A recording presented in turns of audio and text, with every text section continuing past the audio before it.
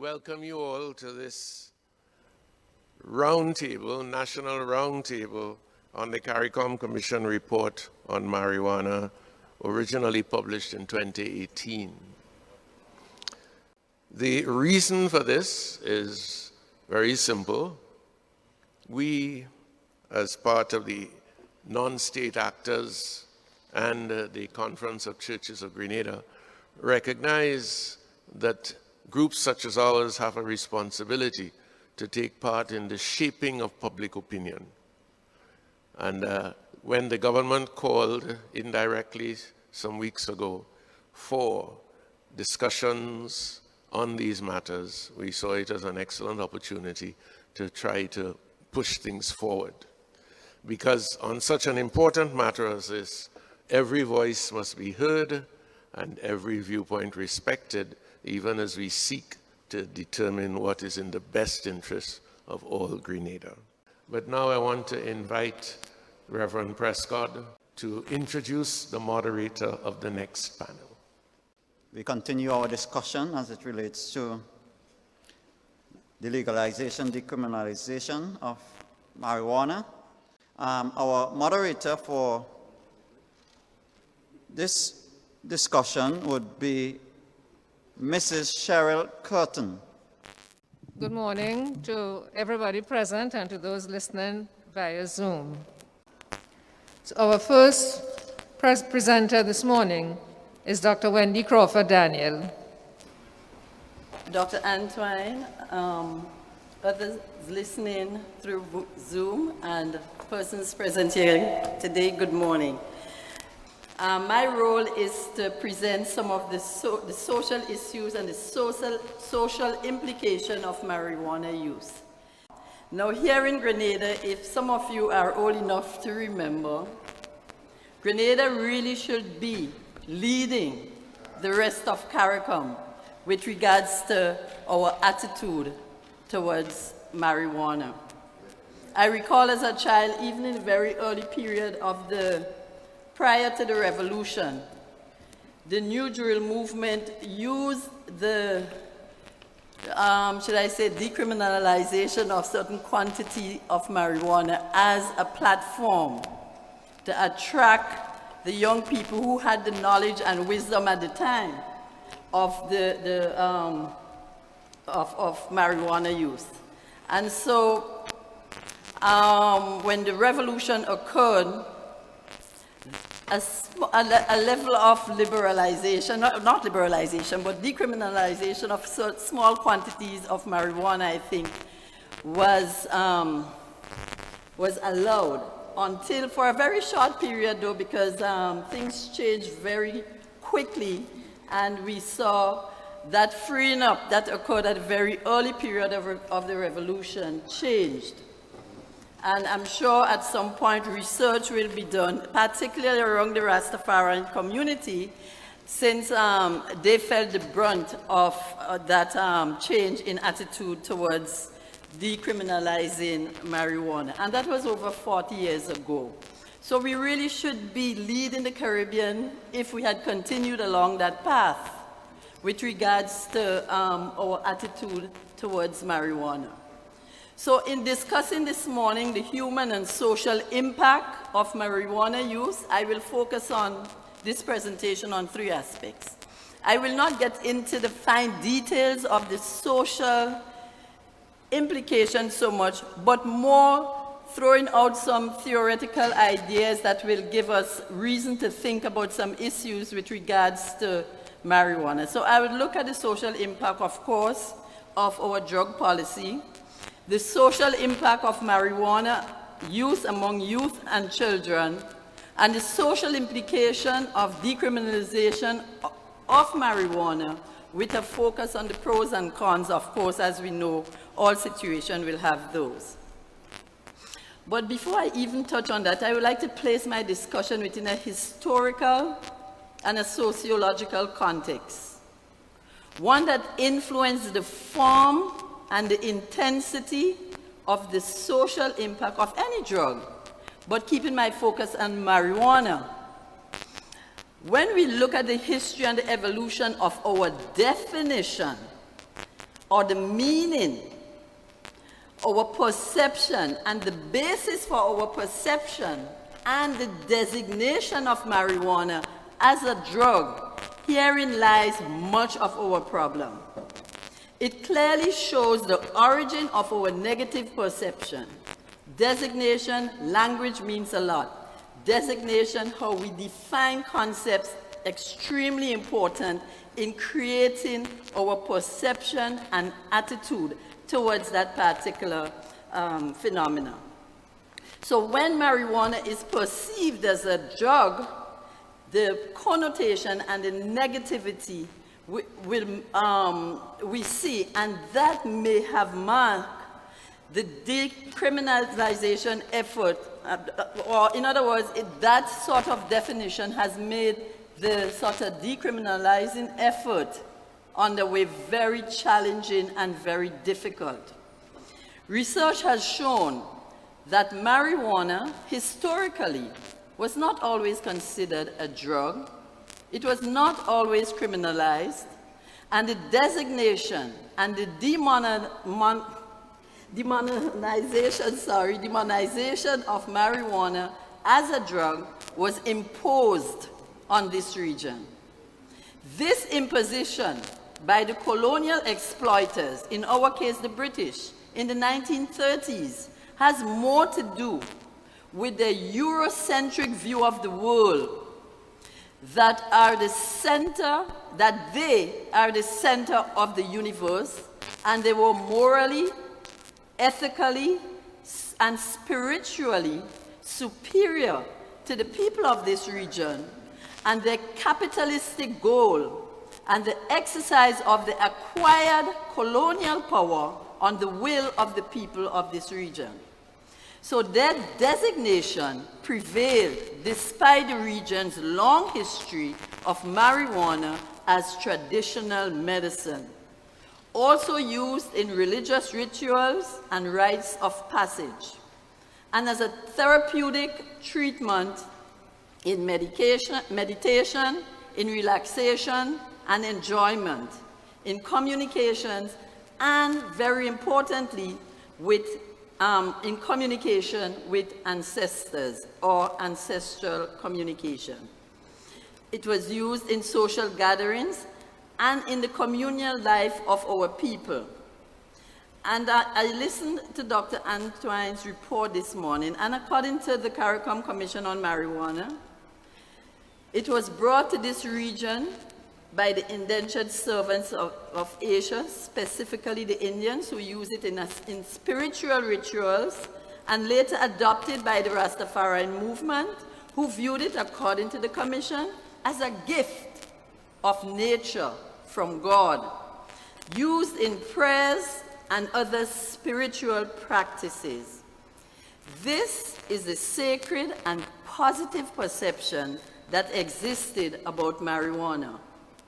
What that history has taught us is that marijuana held deep historical, cultural, medical, and social significance for the people of the Caribbean. Over time, and in cooperation with key agents of socialization in our culture, our education system, our churches, our legal system, we were made to internalize and embrace the British designation and criminalization of marijuana through, it was called the United Kingdom Dangerous Drug Ordinance of 1937, and which was enshrined into our laws in Grenada.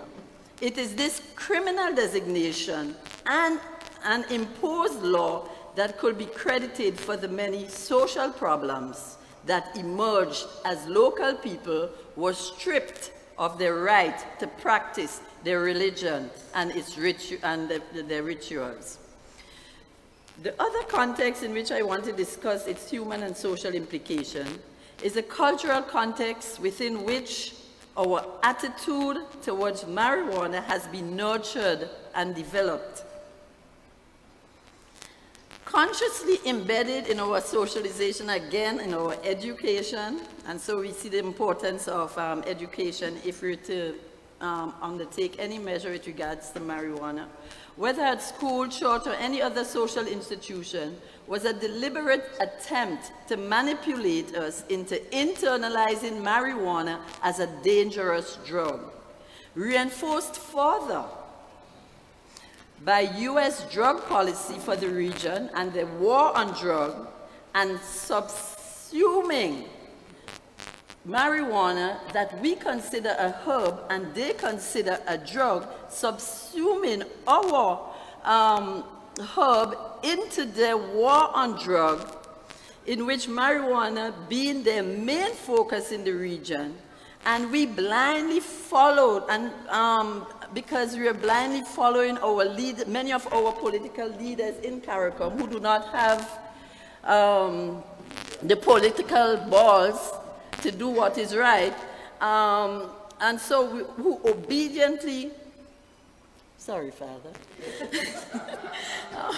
in the region, and blindly followed by our leaders who obediently grant permission to others to chart the direction for our society. And even today, we see that situation prevailing. Now, the case has been made for decriminalization according to the stats from research as contained in the same CARICOM Commission's report. The attitude towards decriminalization has gained traction, however, throughout the region, and Grenada is no exception. This growing change in perception of marijuana may be the result of several factors, social factors, including the role of science in providing the evidence to challenge previous negative perceptions and beliefs about marijuana. Knowledge and information about marijuana has become more readily accessible to all through the internet. Education about marijuana and drugs has shown it as not more harmful than any other controlled or even uncontrolled substances, as alcohol, coffee, tobacco, nutmeg, barbandi, and all the things that we know, and many of the traditional herbs or regularly used plants and herbs in this region.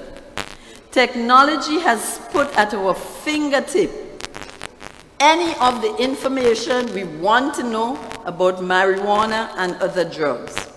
So access to information, data, and statistics show us how the very countries that have criminalized marijuana in our region use our country, marijuana use in our countries are legitimately making big profits from the marijuana industry.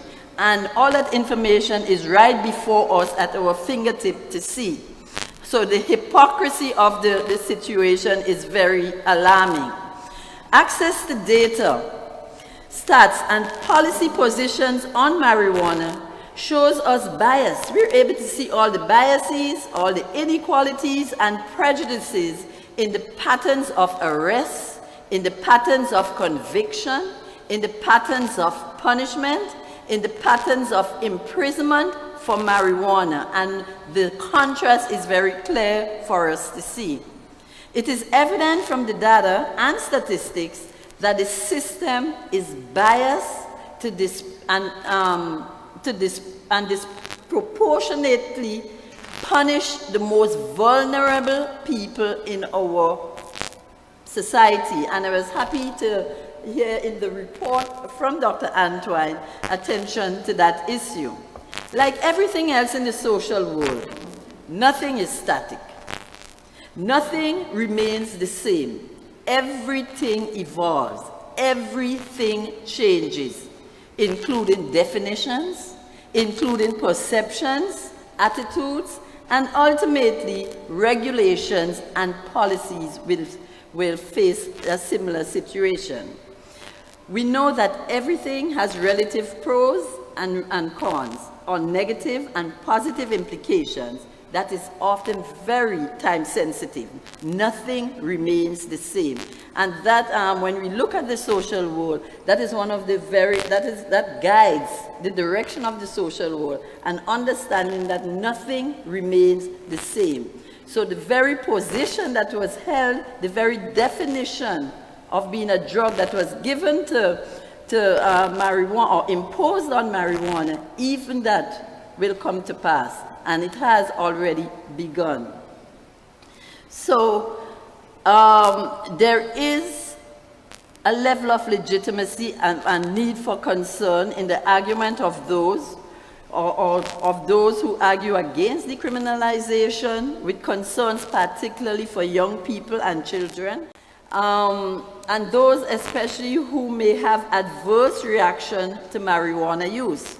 Those arguments for keeping criminalization or against decriminalization emphasize the importance of children, young people, and users with adverse effects. So therefore, while we may argue in favor of removing marijuana from that categorization or from the definition of being a drug and having it considered a herb, while we do all of that, it is important also to look at some of the issues that's often highlighted against marijuana. So it is important also to be aware of the issues raised by others who argue against such an act. So there is the belief that marijuana use often causes increased conflict with family and friends. There is also the belief that users risk having poor judgment. Also that marijuana use often results in problems with the law and a projected association with continued criminal behavior. I'm really happy this morning when I heard the refuting of many of these issues when Dr. Antoine made her presentation.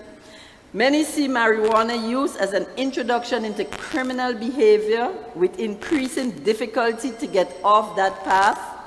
It is also perceived to increase anxiety among young people, feelings of discomfort in social situations. Also, many speak of the financial strain to maintain, if it becomes a habit, the habitual use. Others look at the issue, and again addressed this morning, how it affects education and ability to stay in school and secure and stay in employment. I guess that's why their concern and particular attention is being paid to what will be the situation or what will be the decision with regards to children when that decriminalization effort comes into being. There is also the perception that the use of marijuana is the first stage in a life with harder drugs and the involvement of criminal activities to acquire marijuana and other drugs, if that's the case. But there are a lot of generalizations of those about, and often made as if marijuana use have the same outcome for everyone. So people make generalization about outcomes and often interpret it as being a situation that will exist across the board.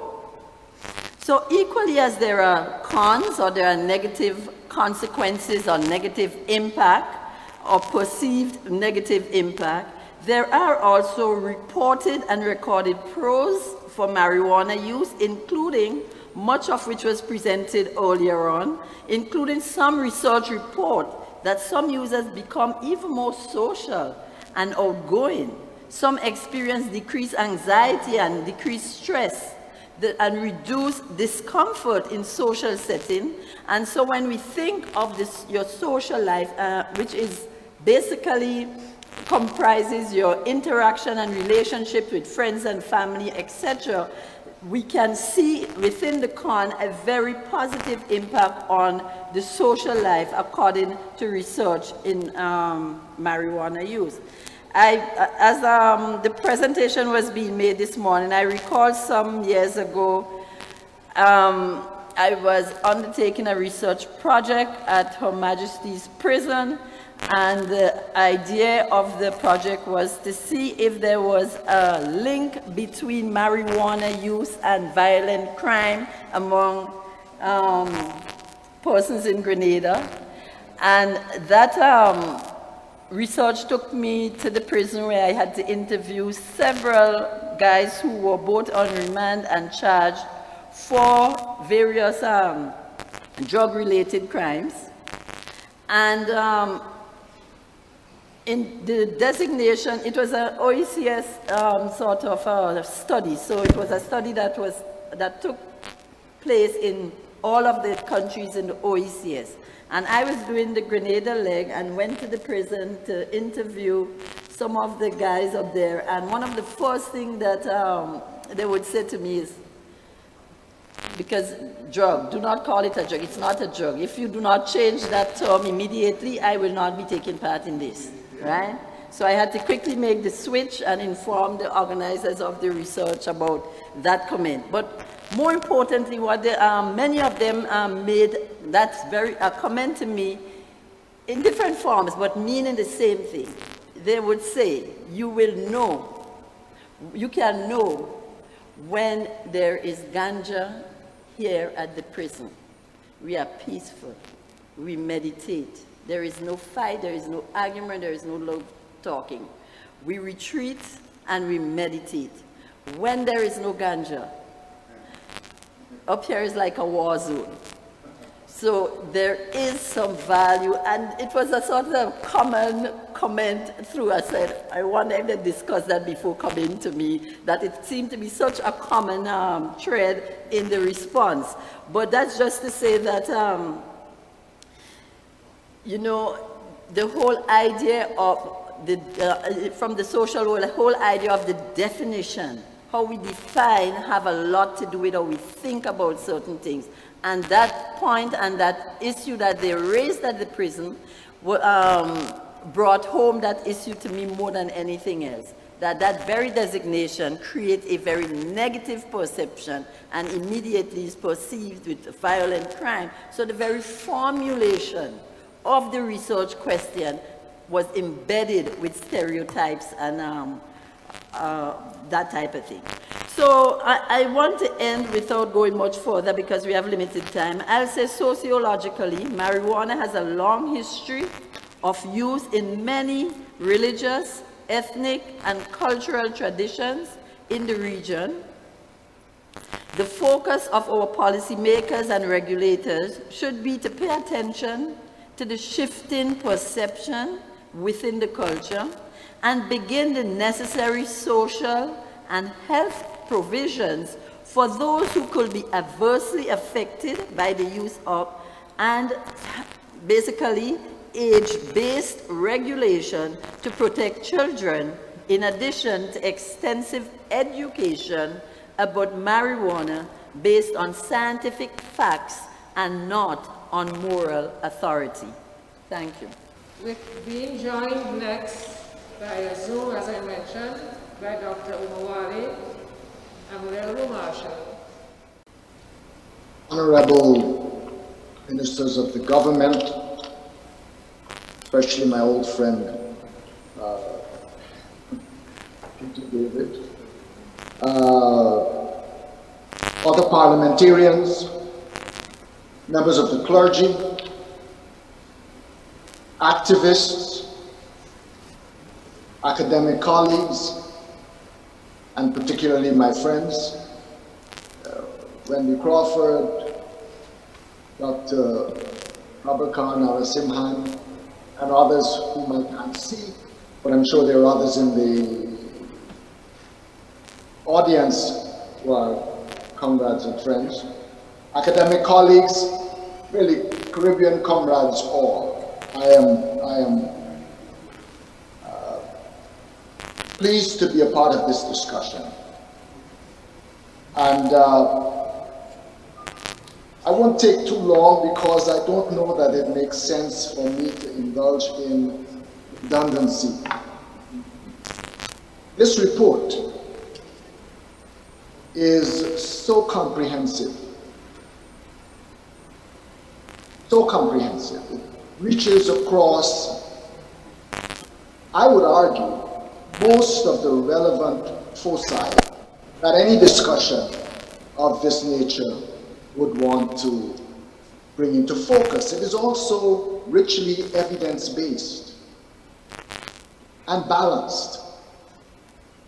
There's nothing I can contribute to the discussion that isn't already a part of this report. I am extremely pleased and proud that this is a product of CARICOM, of our region.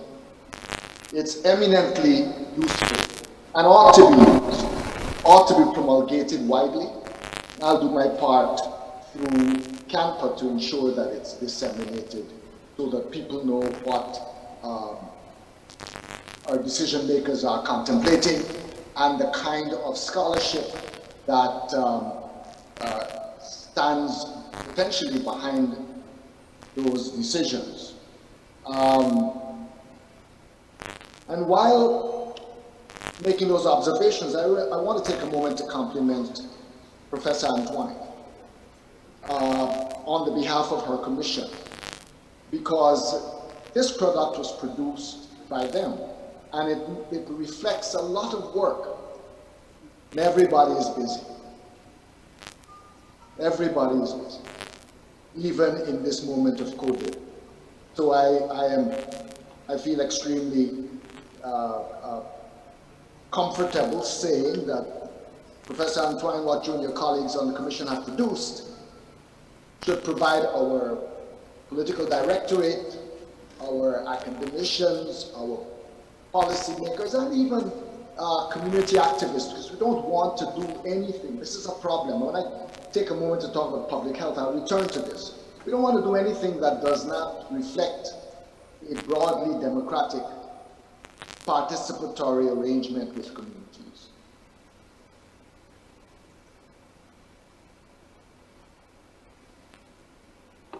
The only thing I would say about, but even before I go there, let me also lean into the positive.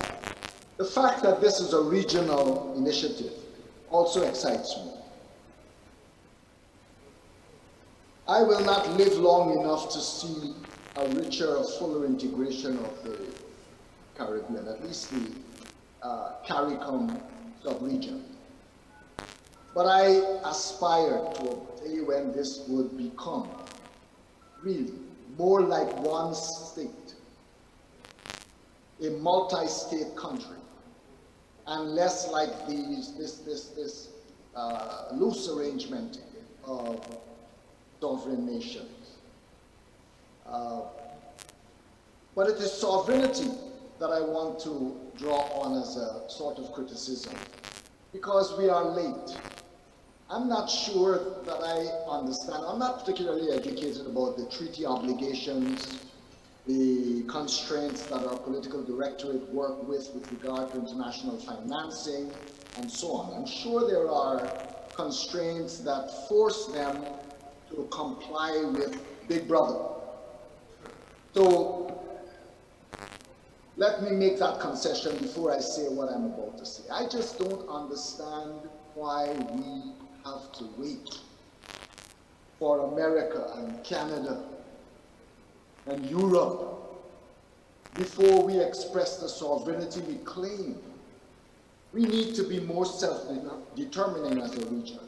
We are late. So in the interest of transparency, I want to declare that I've been for many, many years, for decades, both in the United States and in our region, fully comfortable with the advocacy, decriminalization, and in some cases, legalization of these substances. I'm a public health professional, and I have to say that public health looks at these so-called problems. We look at these conditions from a harm reduction analytical perspective. All of it. And the basic intuitive argument that we make or the consequence, the legal official consequence, even the clinical response to a problem is more harmful than the problem, we go with that option that reduces harm. So colleagues, I'm excited that we're moving in this direction. I heard Minister David in his opening remarks really talk about a sort of continuum, a kind of progression from decriminalization to legalization. And I understand that we are a compendium of sovereign states, and so every island, every country gets to move at its own pace. But I think at least at the level of decriminalization, we should be able to nurture a consensus across the region. I would ask, though, that as we do that, we try to democratize our discussions. We try to create a space for patient presentation of these issues. This report, this Commission's report, gives us all of the information we could possibly need to do that. But we need to do the work. We need to ensure that everyone in various sectors of our societies understand this particular subject. The work is already done. All we have to do is the dissemination. And I would encourage us to do that across our society, and to not assume that there are any of us for religious, educational, socioeconomic, regional, esoteric reasons who are not able to consume this stuff, who would not be interested in participating. Let us democratize the discussion. Now, colleagues, I know something about public health.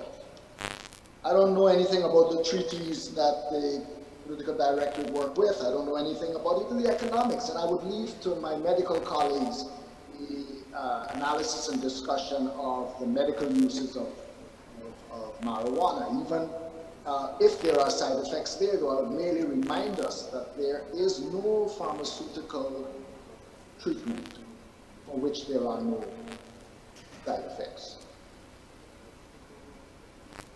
But let's talk a little bit about public health, because the document and other documents, I mean, the increasing slogan now is we are going to assume a public health and human rights orientation. We're going to assume a public health and human rights orientation as we move away, ease away from the criminal justice one. Well, public health, in order to really resemble that discipline, that movement, that tradition, must do more than respond to problems. Public health is really not about therapy, reaction, irrespective of how efficacious and immediate that clinical response is. Public health is not in the first instance about responding to problems, designated problems. It really has more to do with cultivating human beingness, working to produce at multiple ecologies, at multiple levels, from the micro all the way to the macro, which is at the societal and, for our purposes, the regional, at least the CARICOM region. Conditions in which human beings can become more human. We call that well-being. And we say we want to do that with a biopsychosocial perspective, which is to say, for us, health is not just about the body. It's not just about diseases. In fact, the definition that we work with of health argues that it has very little to do with disease. It has more to do with an optimal attainment of physical, psychological, and social well-being. And we're not even sure what that would look like when we get there. So it's a continuous negotiation. But we are committed to the reduction in disparities, inequity. We are impatient and intolerant of structural inequity. So we're talking about, for example, universal health coverage. Not simply a comprehensive package of medical treatments, which is where people sometimes go in misconstruction. We're talking about the availability of whatever your package of physical, psychological, and social protections and corrections are.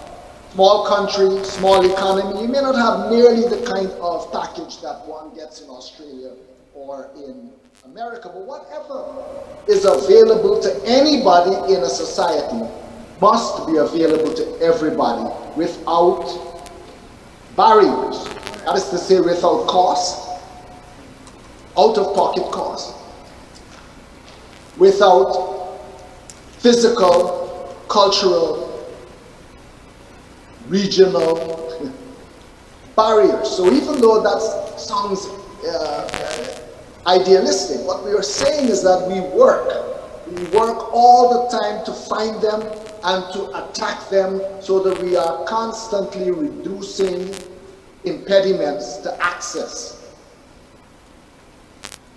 So if you're going to have a public health oriented policy, that policy has to be driven by that mission.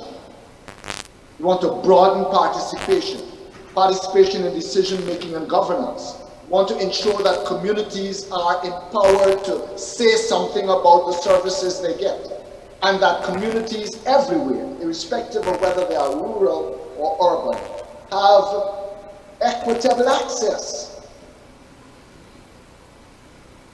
At a minimum, if you can't put the same structure, the same multidisciplinary team close to them, you can provide transportation. You can get them from where they are to where they need to go. We want to be sure that there is increasing equity in access. But as I'm speaking about equity, I want to also say to you that this is not revolutionary, although it comes with some revolutions.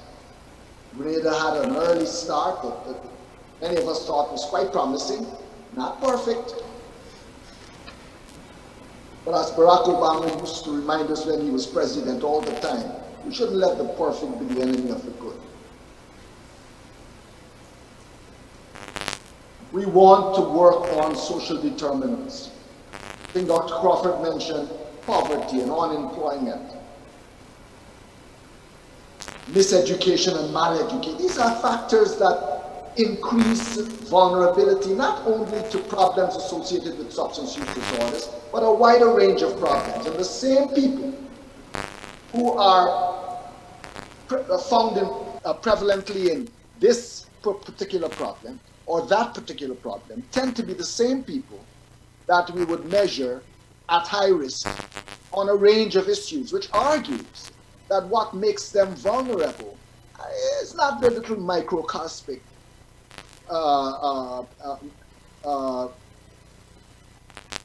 individually anchored behavioral choices that we tend to focus on. Has more to do with their placement, their zip code, their neighborhood, the circumstances of their community.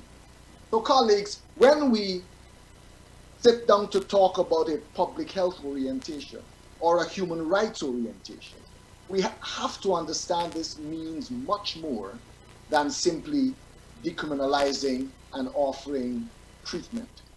And a quick word about treatment. It has to be on demand. It has to be on demand.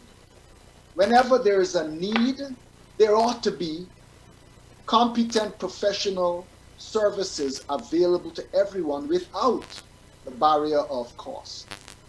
This is a function of universal health coverage, our ability to provide health care, because health is not a privilege, it's not a commodity, it is an absolute human right, it's an inalienable human right. I may have thought before that I would say a lot more than I have said, but I have a way of speaking extemporaneously, and I know I've consumed my time. Thank you. And now we're going to go on to, we're going to listen to Dr. Narashman Prabhakar. Thank you. Thank you so much. Good morning, everyone. Good morning. It's a great opportunity for me to be with such important people in the Caribbean. And also, you give me an opportunity to be without a mask. In the past 9 months, I've been wearing masks and nobody recognized me.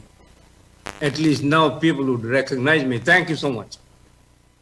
Before doing anything, I have to mention 3 names in the Caribbean who were my mentors in the University of West Indies in Mona, Jamaica.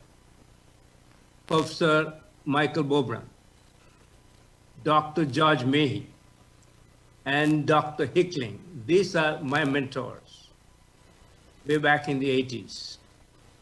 So without whose guidance, I wouldn't be here talking to you. So I have to mention those names before any of these little chats with the public in the Caribbean. Again,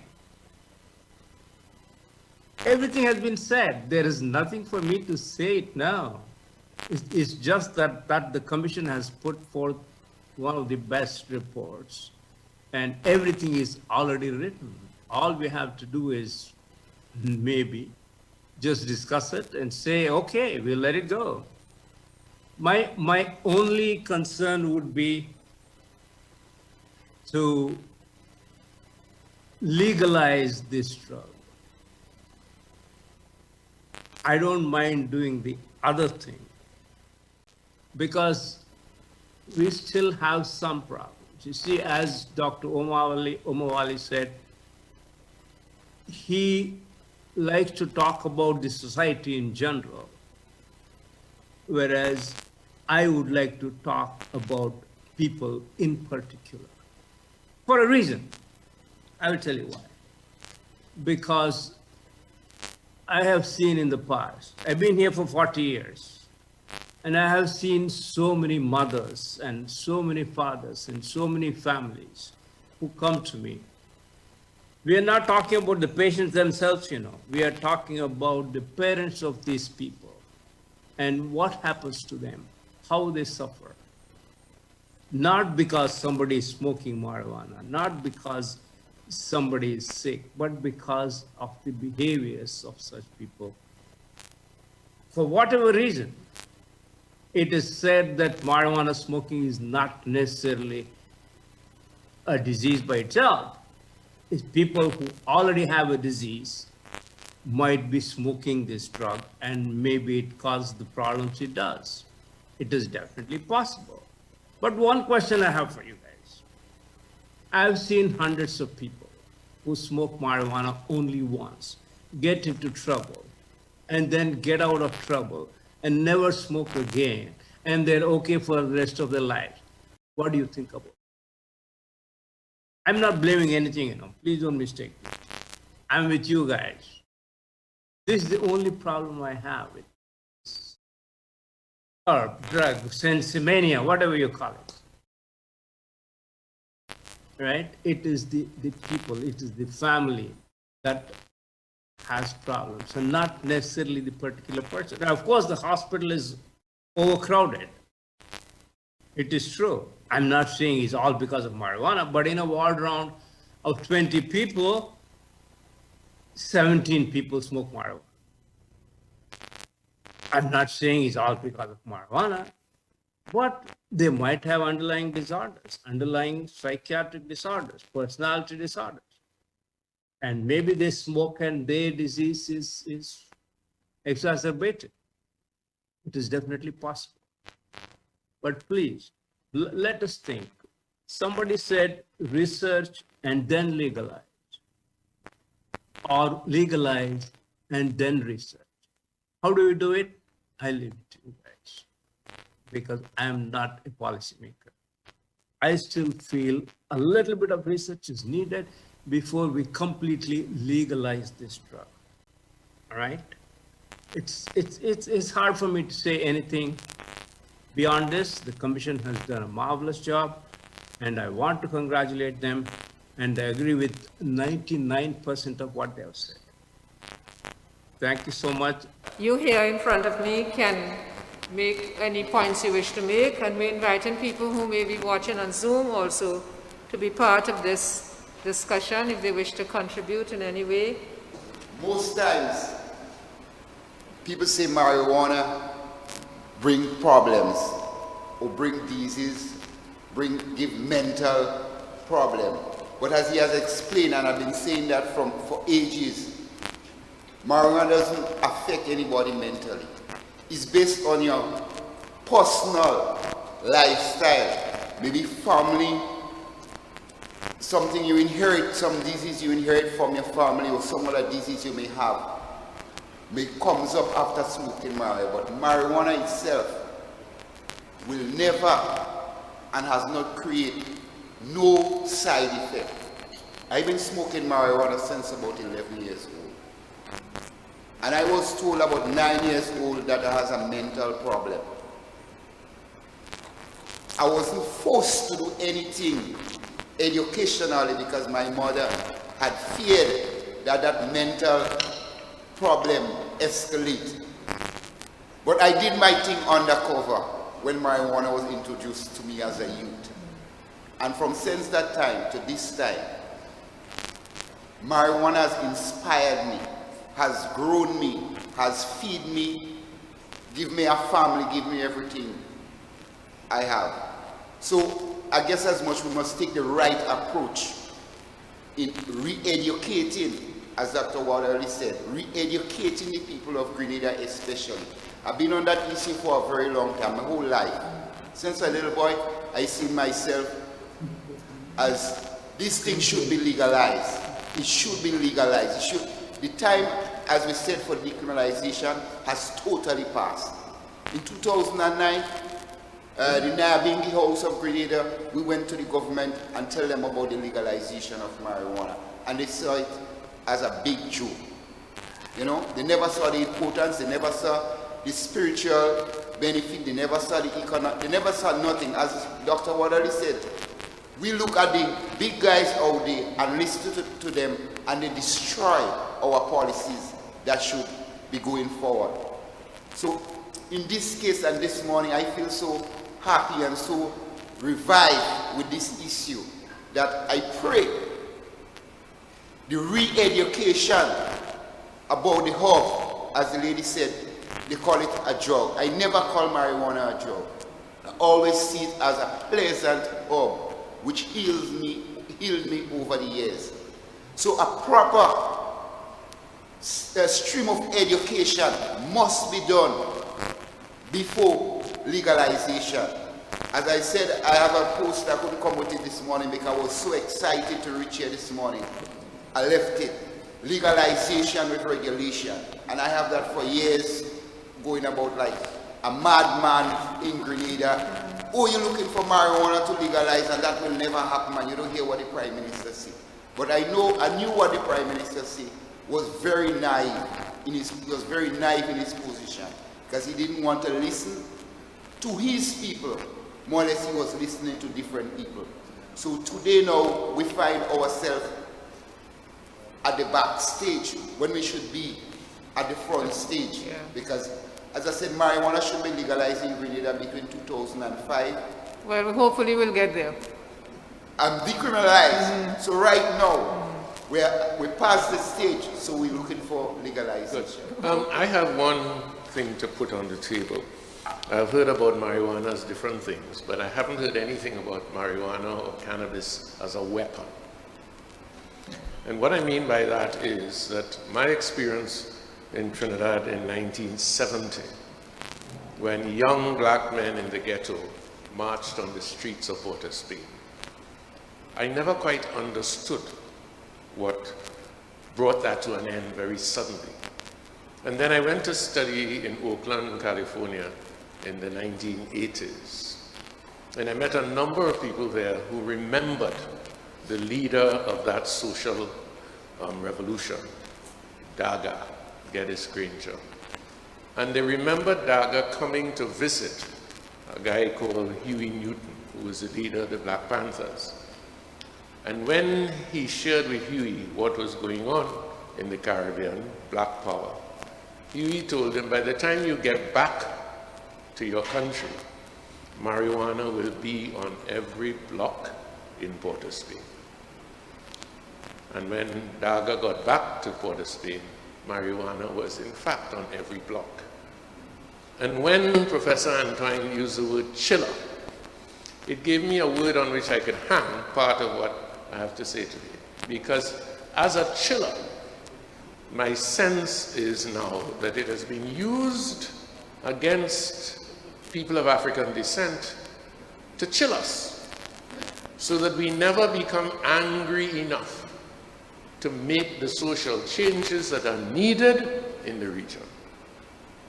And I wonder, I'd really like to see that discussed at some point, because Daga confirmed for me that that is what happened, right? But I don't know if it's happened in other situations. And from that perspective, I see marijuana as a weapon of war, but it is a war against Caribbean people, especially Caribbean males, through their emasculation and their chilling out. Good day, my beloved. I'm Ivor Taifara. I'm from the house of Inayabingi. I'm good time to see all the beautiful sisters are here. Minister Peter David, Honorable Peter David, Sister Sandra Ferguson, Pastor Harvey, Sister Crawford, a member of those panels who have spoken to us earlier on, have given greater insight and information which the Rastaman have shared the same information for many years. Putting to Pastor Harvey remarks, we spoke about marijuana using as a tool of war. Well, you see, marijuana have always used as a tool of war, because people have spoken ill against marijuana. So you have created that fear, reverse psychology, you have created that fear, a stigma for the people beliefs for the use of marijuana as a very harmful and dangerous drug. Because today, in the world that we live in today, if we recognize in the world today, many things that can help aid and assist the people. The system, which is basically the European system, which the Rastaman have recognized for many years. The authorities that be have created a negative impact towards the Rastafari people, and also those other spiritual nations who are involved in the smoking of herb, or even not just smoking herb alone too, but in ancient practices for clothing, for food, for oils, for medicine. See, marijuana is not a secret to the world, Marijuana has been always there with the people for centuries. But because, as we have all spoken earlier on, and many of the professionals, even learned people, scholars, Sister Crawford have spoken, Sister, one of Trinidad, but Sister Antoine. See, this is data facts. You see, because there's nothing no more secret about marijuana. No more marijuana is there, visible for the world to recognize the truth about marijuana, the potential truth. But it's all because of the European domination of this herb. You see, because they have created an environment in the 1930s, well, basically from 1935, by the term that the system created now, petroleum. The discovery of petroleum was DuPont in 1935 have brought to the forefront, but yet still, they were greedy industrialists and wealthy shareholders who wished to suppress marijuana in that light. So they created a whole lot of propaganda schemes around marijuana to create that, which is the weapon, which Pastor Harvey was speaking of was the weapon. Is the ill information, which is really the weapon to discourage and give marijuana that negative image. And even the church at one particular time, which the Rastaman have recognized also, historically it is there. Because not only that the Rastaman is speaking about marijuana is a lie. The Rastaman always try in every particular way to highlight the truth to the people. And all these histories are there. So why do they persecute the marijuana and also the Rasta people in this particular time when all the facts are there? So these are the weapons they use now. Paul false information, lies to discredit our fellow brothers, our loved ones, and those who use the herb, not just for smoking purposes, but for many purposes, because today we look at the European countries, Australia for many years. I've been working day as night, producing many products for marijuana. But beautiful fabrics, they're using the agriculture to maintain the erosion of lands. In France, I've used it for many years, for paper making, for cigarette smoking, and all the different uses. But you see, what we are focused on, basically, in these islands here, is the smoking purpose of the marijuana, which the Rastaman and many of the Hindu institutions have used it for many years in these islands here. And because it's a weapon to keep the people in a state of poverty and backwardness, that have suppressed the herb for so many years. And make it, now, it's a racial war as well too, you know, because they get the marijuana in 1937 off on a blacklist was propaganda wars, but they tell the people that that is Spanish, which is the Mexicans, or the Hispanic, and the blacks are using marijuana to get involved sexually intercourse with European ladies. So you got many of these European racist groups involved in it to stand against it. And that's why up to this day, it's not even 100 years that marijuana has been looked down in that particular way. And it's because of these racial laws to make a handful of wealthy men remain in power and dominate the ganja industry up to this day. So if we, the Rasta people, and those who share that sentiment towards marijuana don't stand up in these times, but we got to stand up on our own islands and we got to put away those Europeans' ideals and the way of life of that we sow these negative light upon marijuana, which we as Caribbean people do follow their ways. We're not thinking for our own self. It all comes down to education, as all the Rasta Virgin have made mention, and many of those speakers today have spoken about it because everybody is aware that the problems affecting people is lack of education of the truth, the essence of all things, the truth. Right. You know? Mm-hmm. So, my dear beloved, I just give thanks to be in this panel today that we can represent and speak of ganja, but we need to have it at more length and more greater depth so we can express ourselves in the true sense of the people of Grenada, CARICOM, Martinique, and the rest of the Eastern Caribbean and the wider world. My question was to Dr. Prabhakar. When you mentioned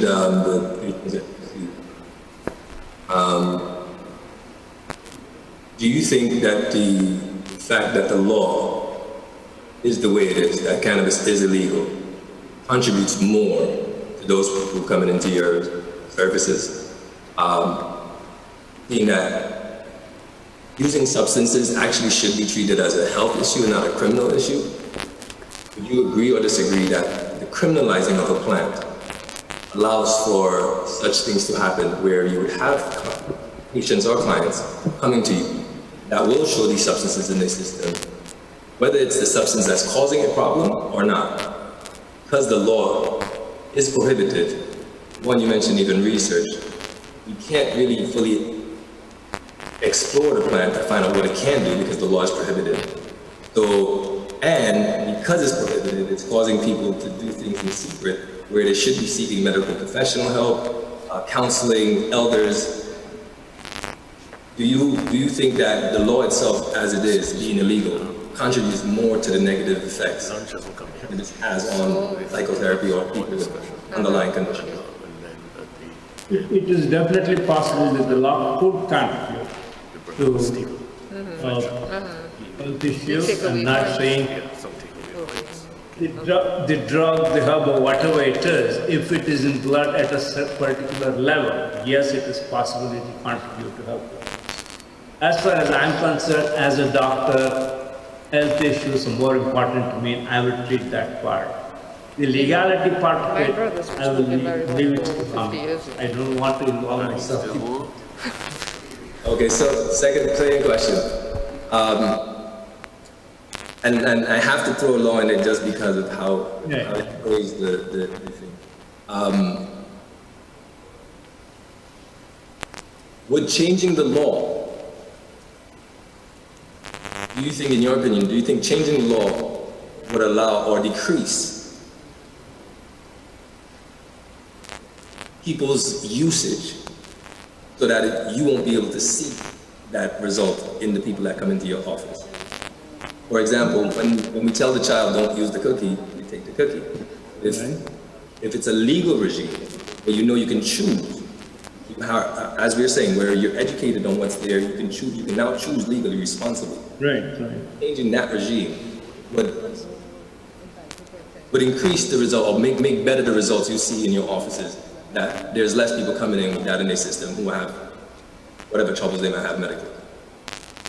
In the initial stages, we might see a bit more in the initial stages, but eventually it will plateau out or maybe even be less. It's just like alcohol is. Alcohol is available on the shelves of the supermarket. Not everybody would go and buy it, would we? You see, it's just like that. In the initial stages, there is probably a curiosity or something to go and do it. Maybe we'll see an increase, but not for long. But how long is this increase we see? That is what is important to us as a society. Is it 2 years, 1 year, 6 months?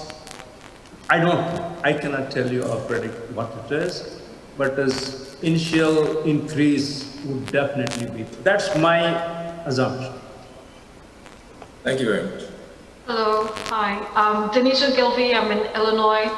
But my husband, everybody knows Chalky, Minister David, as Richard Ogilvie Richie Bogart. And with that, he was a Rastafarian. I'm also an NGO leader who has worked in the prison and done a lot of projects with the prison. And I now know the word phenomenological research, which has been me sitting with a lot of people just having discussion, including Saisha. And that has opened up my eyes to a whole new world. And one of the things that we're speaking of in the way of, I'm in a college right now, and one of the problems is abuse of all sorts of drugs, including the drug Adderall, which people use to actually study. And to come down, they actually use marijuana. Marijuana has a couple of strains, significant strains, the sativa and the, God say, help me, and the indica, right? And one of the things is a lot of students use sativa for studying, believe it or not, and indica to just relax. I'm learning as everybody else is, and finding a lot of this. In fact, in learning, because in the state that I am, it's legalized. In fact, I found out that there was a seed bank beyond everything we know in Missouri, just across the state line. I'm on the Mississippi. So it's been very interesting. And although we are behind, there's a lot we can learn from what has gone before us and better it. Because one of the problems that we have, because the land, if you're talking about socio-ecological systems, the land is important and how we treat it and how we farm it.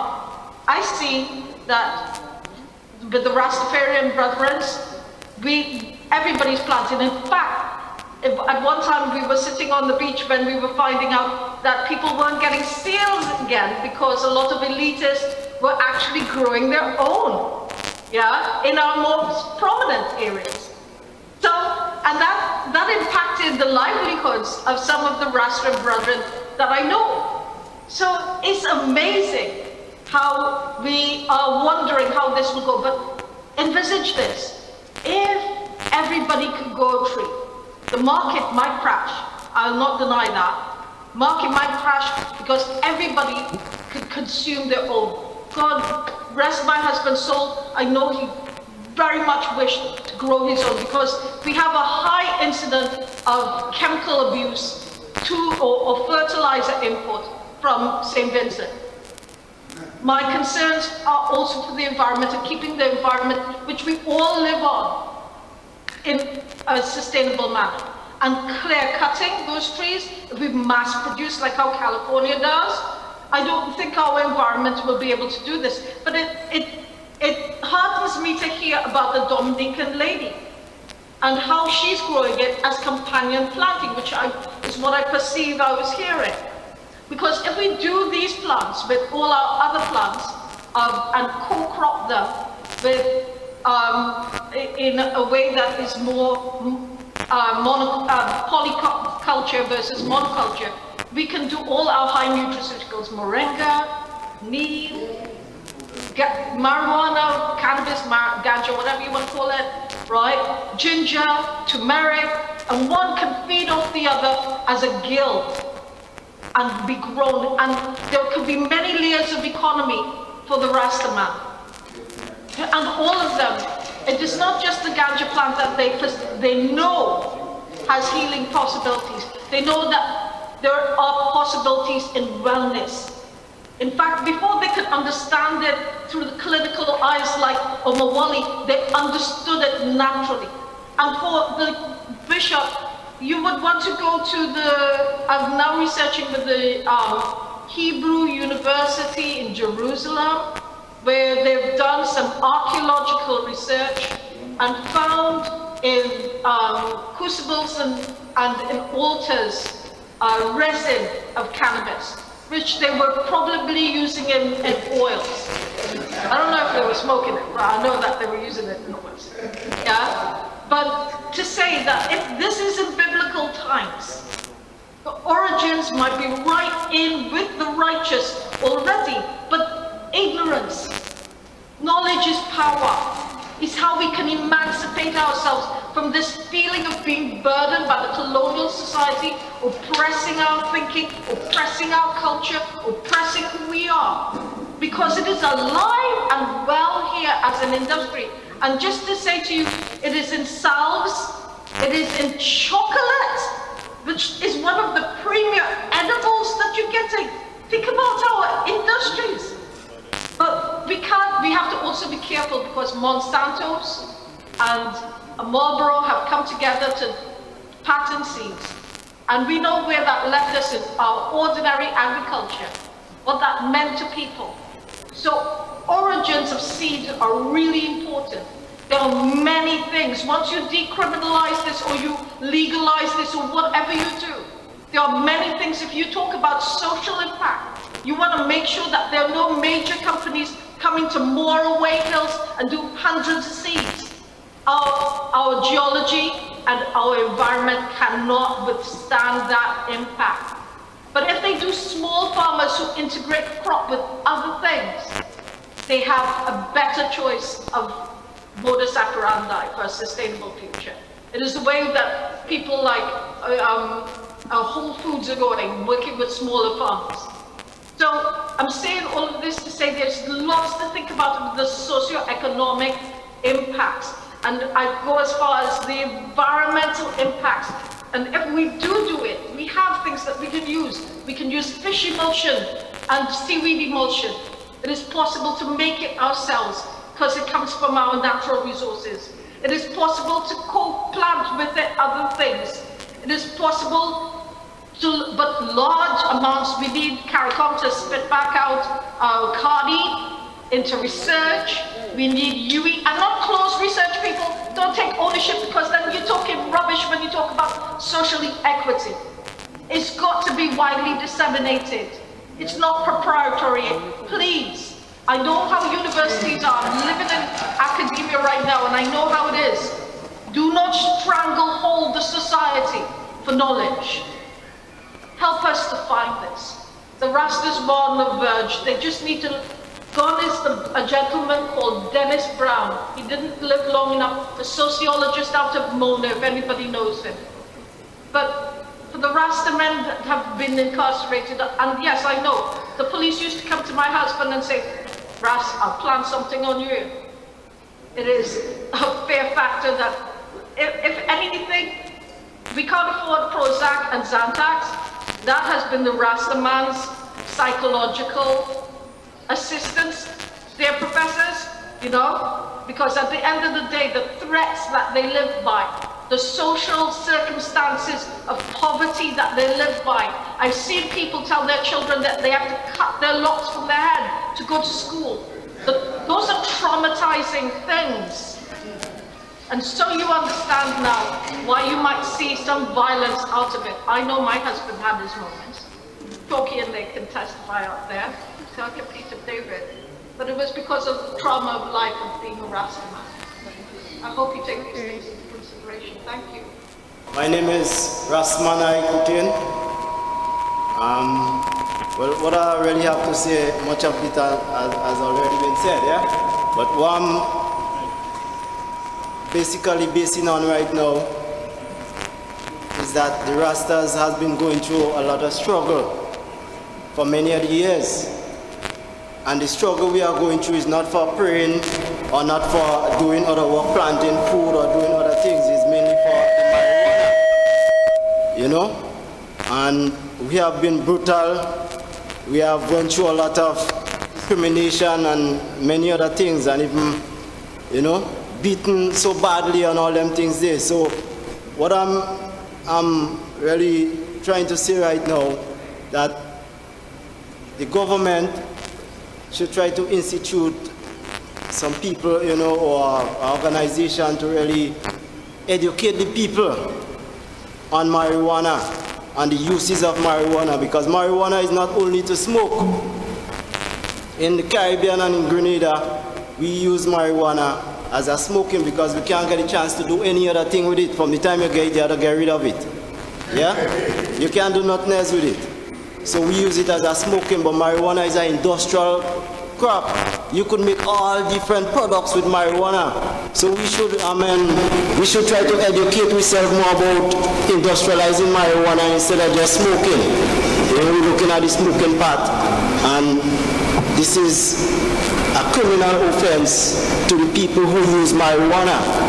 So I just like to say that, you know, that we should look into the thing more seriously as a people, and not just blaming one set of people, or, you know, you're targeting one set of people, because there is so much poverty and different things rising up in the country and even around the world. So I mean, it's good that the government to try to really open the door so that the Rastas or the people, because it's not only Rastas that deal with marijuana in Grenada, you know, it's many other people, non-Rastas and things, who deal with marijuana, and they have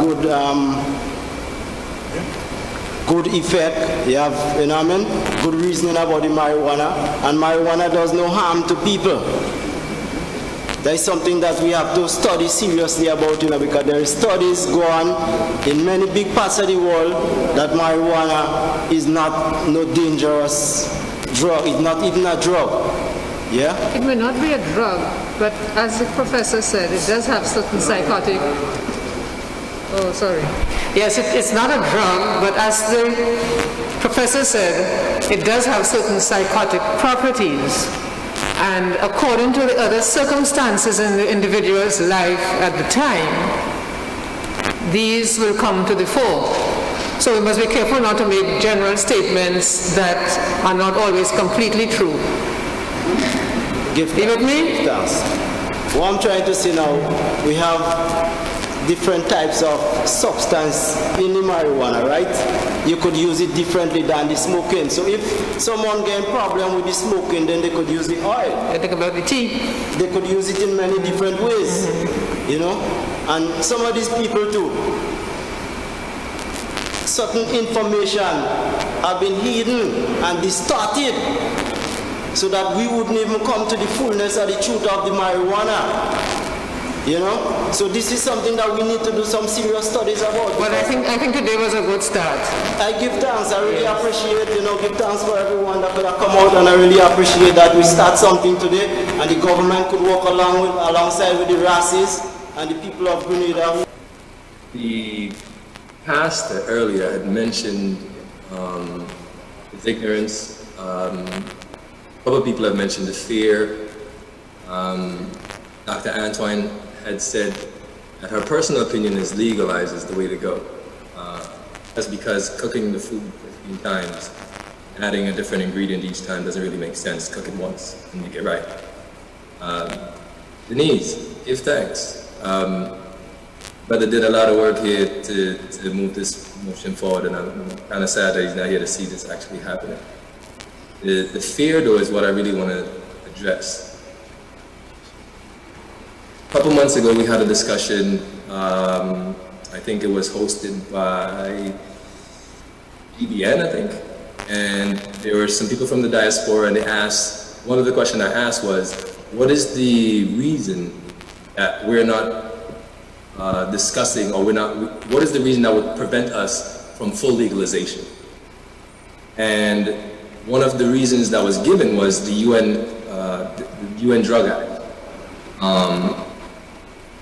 The issue I have now is that act has been addressed in December and changed. So we do not have that quote-unquote fear of breaking treaties or not having agreements with people. So in that light, Denise and Brother Omowale, do you see the fear in our diaspora, not only in Grenada, I would say especially in Grenada, but throughout the diaspora, as crippling? What would be your suggestion to break that fear cycle? Because trust me, I've done many things to break that cycle, and for some odd reason, I can't seem to crack it. I've even asked the brothers and sisters who came here to discuss the way forward. Have you done it in your country? Have you broken that cycle of fear that we have, where we are afraid to seek power? We won't support the thing that literally would keep us from going to jail. The doctor just mentioned that he sees patients. And we know that because the law is illegal against cannabis, prohibitive against cannabis, it is causing people to do weird things. Yet we won't take the steps necessary to change the law, to have these open, adult-like conversations, to figure out what's the best way forward. Do you think this fear that's been crippling us, one, can be changed? If so, what is your recommendations of how to get us to not being so afraid anymore? I did want to sort of reinforce what Dr. Narasimhan, Dr. Prabhakar Narasimhan mentioned, and that is that there are clinical records and experiences with individuals who, even at their first initiation to marijuana use, developed panic attacks, had significant anxiety. We know of cases of melancholia and sadness, even of psychosis and frank addiction. But the point I would make about that is that what that argues for is a therapeutic or treatment response. What is quite clear is that police and courts have absolutely nothing to do with this. What we need to have is widely available, competent, professional care that individuals can access without barriers. The other thing I should say is that all substances, I'll avoid using the term drug or herb, let's just say be a little more generic. All substances are not equal. There are substances that addict anyone who uses it regularly, like tobacco, like cocaine. Even though the times from initiation to addiction vary, sometimes widely, unless you stop, you're eventually going to hit that wall. But there are other substances that you can use all of your life and not become addicted, like alcohol. Everybody does not become an alcoholic, and as long as we've been working with alcoholism, we cannot explain the complexity of alcoholic addiction risk. We don't know why this one and not that one. But we do recognize that alcoholism is a clinical syndrome and requires treatment. So there are some people who will become addicted to marijuana. There are many people who will not. As many people have already asserted, they can use it for decades, a whole lifetime, and exercise some discretion, some control.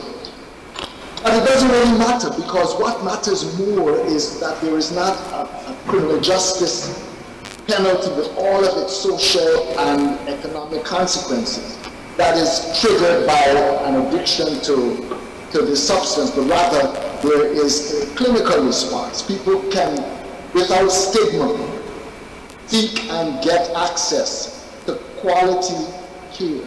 So that if you have an anxiety response, or if you should develop an addiction, there is a way in which that you can address it with professionals. And a final comment about drug or drunk driving or adolescent prohibition. You know, the report covers that really very well. This report gives us everything we could possibly need in our churches, in our community centers, in our sports organizations, in ministries, in parliament. Gives us all that we could possibly need to seed rich discussions, and we ought to be busy doing that. But a quick comment about drunk driving and adolescent prohibition. You know, we have laws against adolescent access to purchasing and using alcohol. You all know that. But you also know that it's a very public and common incident in which these laws are violated, even in the presence of policemen. You know, there are laws in Grenada, certainly, and the rest of the Caribbean against drunk driving. But a policeman will stop you about your broken light. And you got to carry about Guinness in your hand. And he doesn't say anything to you about that. So, if we should decriminalize these substances and worry about adolescent prohibition and drunk driving, we want to emphasize the professional enforcement of regulations. But those are not reasons not to go forward. You know, alcohol by itself and tobacco by itself, each of them, causes more death than all the illegal substances come back. I want to leave you with that. So what we're doing today, at least what I want to do, is to strengthen the argument against criminal justice interference and responses. You want to take that money that we give to the drug squad and to investigators and to the courts, even drug courts, and create treatment responses with this, including health promotion, prevention, early case screening and identification, and ultimately treatment for people who have developed some hearing problems. I won't come back after this. Thank you for that. Oh, my brother, did I even get close to the issue of failure? Because, you know, you're talking about politicians. And I like Dr. Prabhakar, especially living in small countries where everybody knows everybody else. I am hesitant to really speculate about why politicians do what they do, and what their schedule of intervention is. I like what Minister David said today. I appreciate the continuum approach. But he said that at least civilization appears to be where everybody is in it. And other steps might be taken by particular countries. It would be nice if CARICOM and our region should could march as one on. Thank you very much, Dr. Omowale. We have now some takeaway points. So I now invite Dr. Stephen Fletcher to the podium, please. Thank you, Madam Chair. Colleagues, comrades, friends, everyone. In the interest of time, I will try to be pretty brief with the takeaways. But before I get into takeaways, if you don't mind, Madam Chair, I would just like to use the opportunity to give a quick response to the last person who raised a question about fear. I think it's an important aspect to be addressed because it is contextualized in the sense, well, there are changes at the UN level. Domestically, we're making some changes. What's the fear in doing the entire hog, yeah? Or going to full legalization and so forth. There are two dimensions to it. One, there is a political issue that has been raised by Dr. Omowale, but there is also the real financial and economic issue. We have in the midst of us, I think, Mr. Lester Andel, who will understand this issue very well. Although we can pass local laws here that provide a framework, whether it's decriminalization or legalization, the banking system comes up against the Financial Action Task Force, and the Caribbean Financial Action Task Force, who are basically the bankers' police or the financial policemen. At one time, compliance officers was not the norm in banks. It was the RFing, protecting against risk. Today, the loss of corresponding banking relationships with external banks, thus making it extremely difficult for the banks here to operate, because you'll basically be cut off from the international, financial system, because you will be deemed to be facilitating money laundering and so on and so forth. So there is this real issue that has to be addressed. Overall, I think this morning was extremely useful. It set the right tone for the day's discussion, starting with Dr. Antoine, who basically laid out a very important first point, which should underline our discussions. When she indicated that the establishment of the commission by CARICOM was really to ensure that there is a non-partisan and non-political aspect to this issue.